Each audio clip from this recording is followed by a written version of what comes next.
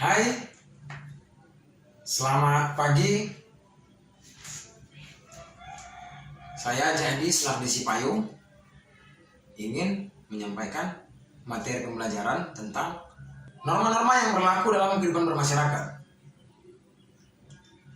untuk kelas 7 SMP. Pengertian norma adalah seperangkat aturan atau kaidah-kaidah yang menjadi pedoman atau petunjuk bagi manusia dalam bertingkah laku di masyarakat.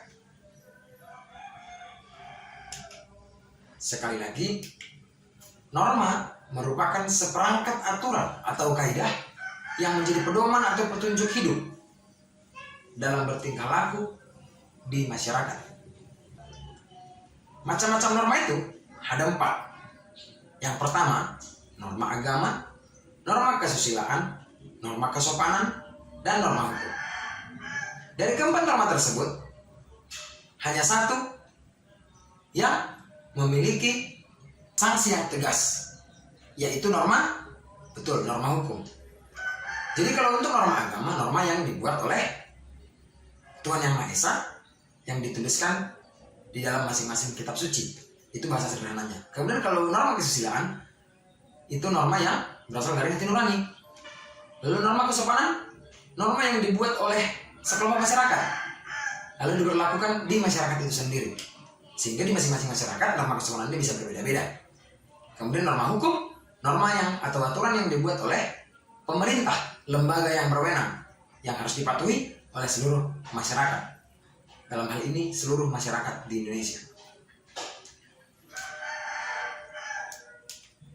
Kemudian kita ambil atau kita buka norma agama. Norma agama yaitu ketentuan hidup yang berasal dari Tuhan, yang berisi perintah-perintah dan larangan-larangan untuk mencapai kebahagiaan dunia dan akhirat dengan sanksi berupa dosa dan hukuman di dunia maupun di akhirat. Jadi yang disebut dengan norma agama itu apa yang disampaikan oleh Tuhan melalui kitab suci yang kita pelajari masing-masing. Ya, ada 6 agama di Indonesia dengan 6 juga kitab sucinya. Maka kita mengacu pada masing-masing kitab suci tersebut yang sesuai dengan agama yang kita anut. Tentunya demikian. Nah, di sana ada aturan atau kaidah yang dibuat oleh Tuhan. Misalnya menjalankan ibadah, kemudian harus hormat kepada orang tua dan sebagainya. Yang pasti norma agama itu norma yang ada dalam kitab suci kita masing-masing, disampaikan oleh para ulama atau pendeta misalnya seperti itu. Orang-orang yang memiliki kemampuan atau dipercaya atau dianggap yang mampu menyampaikan isi kitab suci tersebut kepada umat manusia. Kemudian yang berikutnya itu kita masuk ke norma kesusilaan. Norma kesusilaan itu peraturan hidup yang bersumber dari hati nurani manusia. Dari hati nurani manusia itu sendiri, tentang baik buruknya suatu perbuatan, agar manusia selalu berbuat baik, agar tidak menyesal, kecewa dan malu. Jadi dalam norma kesusilaan, sanksinya itu malu, menyesal, dan kecewa. Norma yang lahir dari hati kita sendiri, aturan yang lahir dari hati nurani kita. Misalnya, ketika kita menemukan uang di jalan, jelas itu bukan hak kita, itu bukan milik kita. Pasti hati nurani kita mengatakan, kembalikanlah kepada si pemilik, si empunya. Seringkali kita melawan kata hati, melawan hati nurani. Mengapa? Karena nafsu duniawi lebih tinggi ada dalam diri kita. Jadi dalam materi norma kesusilaan, apa yang diharapkan, apa yang sesuai dengan hati nurani kita, itulah yang kita lakukan. Jika uang yang kita temukan itu bukan milik kita, maka kita kembalikan. Timbul pertanyaan, jika tidak ada orangnya, tidak ada alamatnya, kepada siapa? Kepada pihak yang berwajib. Itu untuk norma kesusilaan. Sekarang kita masuk ke norma kesopanan. Norma kesopanan itu peraturan hidup yang timbul dari hasil pergaulan sekelompok manusia di dalam masyarakat dan dianggap sebagai tuntunan sehari-hari yang bertujuan untuk mewujudkan manusia yang beradab, dan sanksinya berupa ejekan, cemooh maupun hinaan. Jadi norma kesopanan itu aturan yang dibuat oleh sekelompok masyarakat. Sekelompok masyarakat tertentu. Misalnya di daerah tertentu, kira-kira seperti itu. Nah, norma kesopanan itu berlaku di masyarakat itu sendiri. Dampaknya tadi atau sanksi tadi apa? Ejekan, cemooh maupun hinaan. Jadi ketika kita melanggar norma kesopanan atau melanggar aturan yang sudah dibuat oleh kelompok masyarakat di mana kita tinggal, maka kita akan dicemooh, kita akan diejek, kita akan dihina. Itu dampak dari norma kesopanan. Sehingga marilah sesama masyarakat yang bersama-sama membuat aturan tersebut untuk mematuhinya juga. Nah, masyarakat yang dimaksud di sini, misalnya masyarakat Indonesia pun memiliki norma kesopanan. Budaya Timur, khususnya dalam hal berpakaian, itu kita sangat berbeda dengan budaya Barat. Marilah kita menjaga norma kesopanan sebagai citra budaya kita, budaya Indonesia. Jangan karena demi untuk bergaya menyesuaikan kepada budaya Barat. Untuk norma kesopanan kita Indonesia, marilah berpakaian yang rapi, yang sopan, sesuai dengan kaidah, baik dalam norma kesopanan, norma keagamaan kita. Begitu yang harus kita lakukan. Lalu bagaimana misalnya di daerah tertentu, misalnya Bali, di sana berpakaian yang ya kita sebut saja seksi misalnya. Nah, kita sebagai masyarakat Indonesia tidak perlu berpakaian demikian. Lalu salahkah yang dari negara asing berpakaian tersebut?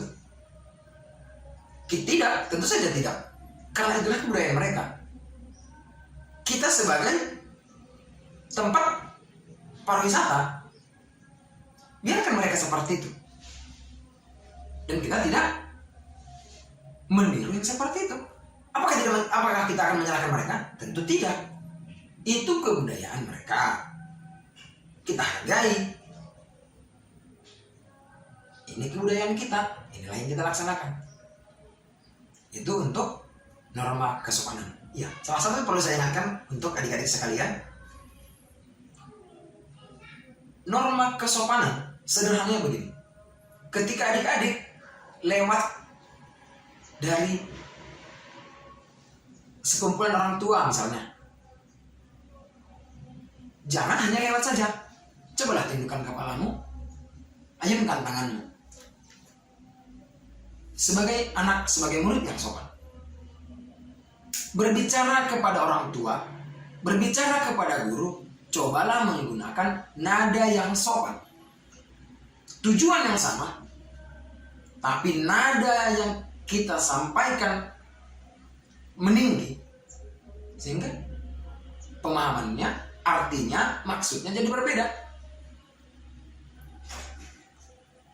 Meskipun ada kekesalan di hati, tetaplah menggunakan nada yang sopan, berperilaku yang baik, layaknya sebagai seorang murid, seorang anak. Orang tua berbicara, maka duduklah yang bagus, dengarlah apa yang disampaikan. Tidak perlu menjawab sampai diizinkan berbicara. Itu untuk norma kesopanan. Kemudian yang terakhir itu adalah norma hukum. Nah, inilah tadi 3 norma. Yang pertama, norma agama, norma kesusilaan, dan norma kesopanan. Ketiga norma ini tidak langsung, artinya tidak sanksi tegas, berbeda dengan norma hukum. Norma hukum ini sanksinya langsung, tegas, dan mengikat. Misalnya, Bapak Ibu melakukan pencurian, pembunuhan, ada aturannya langsung di pasal sekian, sanksinya ini, begitu. Norma hukum ini dibuat oleh siapa? Ya, pemerintah yang berwenang. Oke? Arti norma hukum itu aturan-aturan atau pedoman hidup yang dibuat oleh lembaga resmi negara yang bertujuan untuk menciptakan suasana aman dan tentram bagi masyarakat.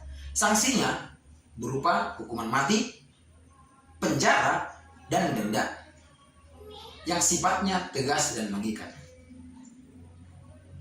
Ada kondisi tertentu seseorang itu akan dihukum mati. Ada kondisi tertentu seorang itu dipenjara beberapa tahun atau penjara selama-lamanya sekian tahun. Ada yang didenda. Dan kemudian pula ada masih pembagian-pembagiannya. Misalnya masih ada penjara, tahanan rumah, tahanan kota, dan sebagainya. Yang artinya semua ada aturan-aturan yang masing-masing lengkap dengan sanksinya. Ada yang dibuat oleh pemerintah, petugas khusus untuk penegak hukum. Orang-orang atau lembaga yang berfungsi untuk menegakkan hukum. Mulai dari kepolisian, kejaksaan, sampai ke pengadilan. Nanti di pengadilan akan diputuskan seseorang ini bersalah atau tidak. Itu untuk norma hukum. Sehingga kita sebagai masyarakat, adik-adik sekalian, cobalah untuk terbiasa patuh pada aturan. Bagaimana? Ada aturan di sekolah? Tentu ada. Ada aturan di rumah kan? Ada. Cobalah membiasakan diri patuh pada peraturan. Disiplin. Konsisten untuk menjalankannya. Sehingga nanti tidak perlu diingatkan orang tua kembali mengenai peraturan tersebut berulang-ulang karena adik-adik sekalian masih melanggarnya. Dampaknya, sanksinya kan semakin berat. Karena kita dianggap apa? Dianggap sepele, dianggap tidak mendengar. Sudah dijelaskan, sudah disampaikan kembali, tapi tetap tidak sesuai. Nah, pertanyaan yang terakhir, mengapa norma penting bagi masyarakat? Untuk membatasi tingkah laku manusia dalam kehidupan. Itu yang pertama. Yang kedua, untuk menjadi pedoman dan penuntun tingkah laku dalam kehidupan. Jadi, ada pedoman kita. Ada yang menuntun tingkah laku kita dalam kehidupan. Ya, itulah norma-norma yang empat tadi. Kemudian menciptakan kehidupan yang aman, tertib, selaras, dan seimbang. Tertib, selaras, serasi, dan seimbang. Artinya seimbang itu semua sama di muka hukum. Nah, bahwa jika diberlakukan pada kondisi tertentu terhadap seseorang hukuman sekian tahun, maka di kondisi yang sama maka seseorang yang lain pun akan dihukum dengan hukuman yang sama. Jadi ada seimbang. Bukan karena sebagian orang karena kondisi tertentu dia dimudahkan, sebagian lagi tidak. Semua sama di muka hukum, semua harus patuh pada aturan. Norma-norma ini pun begitu. Supaya kita tidak dihina, supaya kita tidak dicemooh, maka marilah mematuhi norma kesopanan. Supaya kita tidak menyesal, supaya kita tidak kecewa, marilah mematuhi norma kesusilaan. Supaya kita nanti diterima di surganya, di surga Tuhan yang Maha Esa, Tuhan yang kita percaya di masing-masing agama, maka marilah kita mematuhi aturan atau norma kaidah yang ada di dalam kitab suci kita masing-masing. Demikian untuk pembelajaran tentang norma-norma yang berlaku di dalam kehidupan bermasyarakat.